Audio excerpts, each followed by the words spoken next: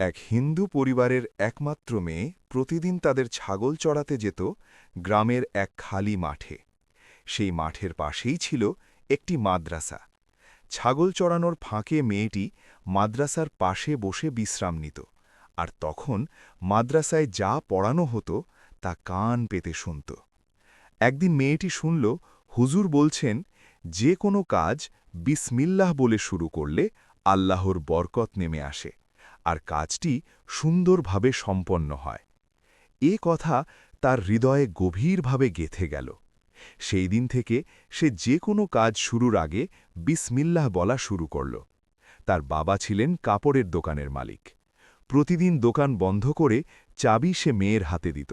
মেয়েটি অভ্যাসমতো চাবি হাতে নিত আর বিসমিল্লাহ বলে একটি কৌটায় রেখে দিত। সকালে আবার বিসমিল্লাহ বলে বাবাকে চাবি দিয়ে দিত। দিন যেতে লাগল।